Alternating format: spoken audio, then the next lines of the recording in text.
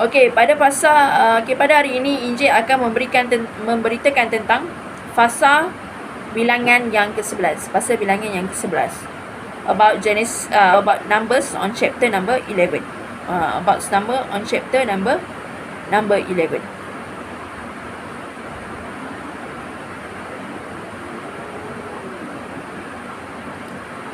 Iaitu pada hari ini sidang Injil akan memberitakan tentang fasa bilangan yang ke-11. Okey, pada hari ini sidang Injil Borneo akan memberitakan tentang fasa bilangan yang ke-11, iaitu api Tuhan.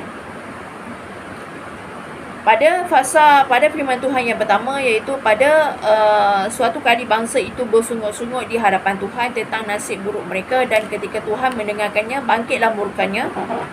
Kemudian menyalalah api Tuhan di antara mereka dan bermaharaja lela di tempat perkemahan. Lalu berteriaklah buat bangsa itu kepada Musa, dan Musa berdoa kepada Tuhan, maka padamlah api itu. Sebab itu orang menamai tempat itu Tabera, kerana telah menyala api Tuhan di antara mereka. Okey. Pada firman Tuhan yang keempat, iaitu Tuhan berjanji memberi daging. Orang-orang banjingan, pada firman Tuhan yang keempat, orang-orang banjingan yang ada di antara mereka kemasukan nafsu rakus, dan orang Israel pun menangislah pula serta berkata, siapakah yang akan memberi kita makan daging?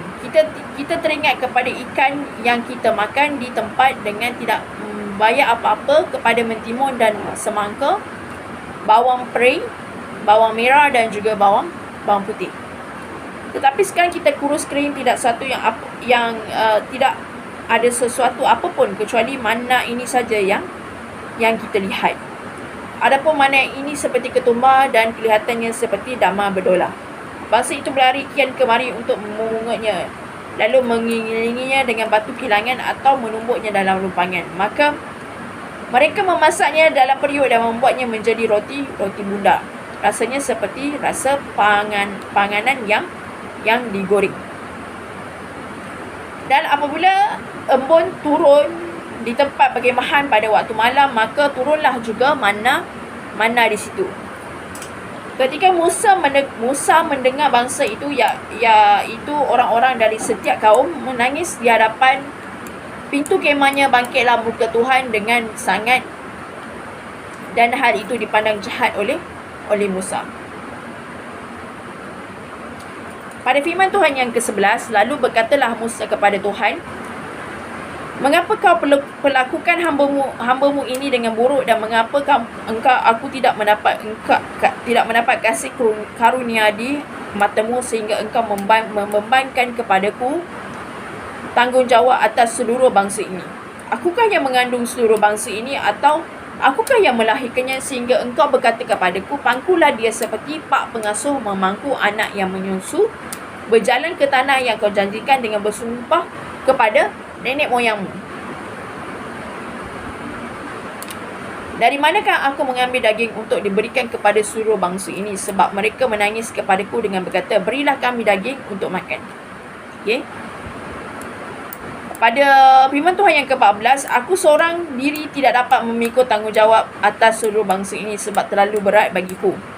Jika engkau berlaku demikian kepadaku, sebaiknya engkau membunuh aku saja. Jika aku mendapat kasih karunia di matamu, supaya aku tidak harus melihat celakaku. Lalu berfirmanlah Tuhan kepada Musa, kumpulkanlah di hadapanku dari antara para tua-tua Israel 70 orang yang ku ketahui menjadi tua-tua bangsa dan pengatur pasukannya. Kemudian bawalah mereka ke kemah pertemuan, supaya mereka berdiri di sana bersama-sama dengan engkau.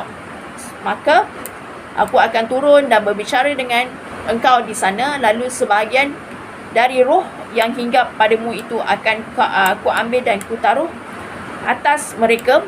Maka mereka bersama-sama dengan engkau akan memikul tanggungjawab atas bangsa itu. Jadi tidak usah lagi engkau seorang diri memikulnya. Tetapi kepada bangsa itu haruslah kau katakan, kuduskanlah dirimu untuk besok, maka kamu akan makan daging Sebab kamu telah menangis di hadapan Tuhan dengan berkata, siapakah yang akan memberi kami makan daging? Begitu baik keadaan kita di Mesir. Bukan Tuhan akan memberi kamu daging untuk dimakan. Bukan hanya 1 hari kamu akan memakannya, bahkan 2 hari, bukan 5 hari, bukan 10 hari, bukan 20 hari. Tetapi genap sebulan lamanya sampai keluar dari dalam hidungmu dan sampai kamu muak. Kerana kamu telah menolak Tuhan yang ada di tengah-tengah kamu dan menangis di hadapannya dengan berkata, untuk apakah kita keluar dari Mesir? Tetapi kata Musa, bangsa yang ada bersama aku ini berjumlah 600,000 orang berjalan kaki. Namun engkau berfirman, daging akan kuberikan kepada mereka dan genap sebulan lamanya mereka akan memakannya. Dapatkah sekian banyak kambing domba dan lembu sapi disembelih bagi mereka sehingga mereka mendapat cukup? Atau dapatkah ditangkap segala ikan di laut bagi mereka sehingga mereka mendapat cukup? Tetapi Tuhan menjawab Musa, masakan kuasa Tuhan akan kurang untuk melakukan itu sekiranya engkau akan melihat apakah firmanku terjadi kepadamu ataupun tidak. Okey. Pada firman Tuhan yang ke-24, iaitu ke-70 orang tua-tua. Okey, pada masa firman Tuhan yang ke-24, setelah Musa datang keluar, disampaikannya firman Tuhan itu kepada bangsa itu. Ia mengumpulkan 70 orang dari para tua-tua bangsa itu dan menyuruh mereka berdiri di sekeliling kemah. Okey. Lalu turunlah Tuhan dalam awan dan berbicara kepada Musa. Kemudian diambilnya sebahagian dari roh yang hinggap padanya dan ditaruhnya atas ke-70 tua-tua itu. Ketika roh itu dihinggap pada mereka, kepenuhanlah mereka seperti Nabi, seperti sesudah itu tidak lagi.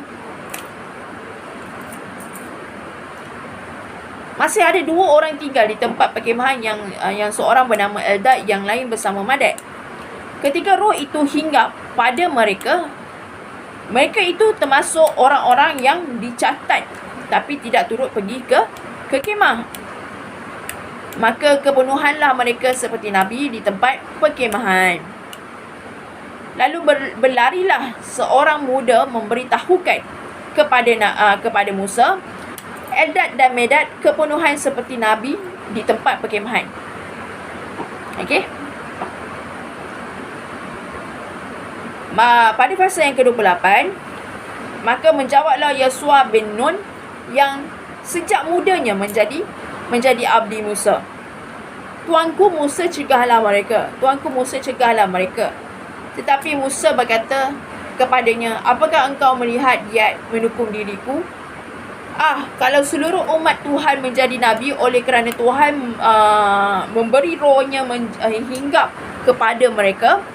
Kemudian kembalilah Musa ke tempat perkemahan, dia dan para tua-tua Israel.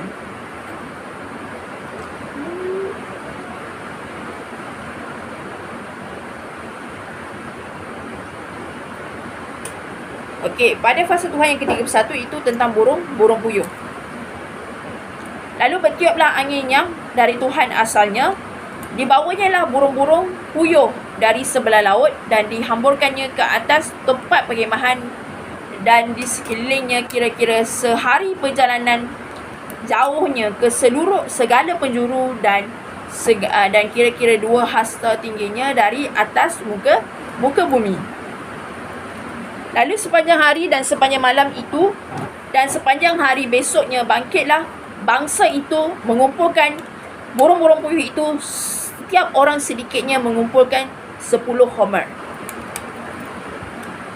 Kemudian mereka menyebarkan lebar-lebar sekeliling tempat perkemahan. Selagi daging itu ada di mulut mereka sebelum dikunyah, maka bangkitlah murka Tuhan terhadap bangsa itu dan Tuhan memukul bangsa itu dengan suatu tulah yang sangat besar. Sebab itulah dinamakan tempat itu Kibrot Taqwa. Kerana di sanalah dikumpulkan orang-orang yang bernafsu rakus. Dari Kibrot Taqwa berangkatlah bangsa itu ke Hezrot dan mereka tinggal di situ. Begitulah tentang fasa bilangan yang ke-11. Semoga Tuhan Allah sentiasa menyayangi dan memberkati kita selalu. Amen.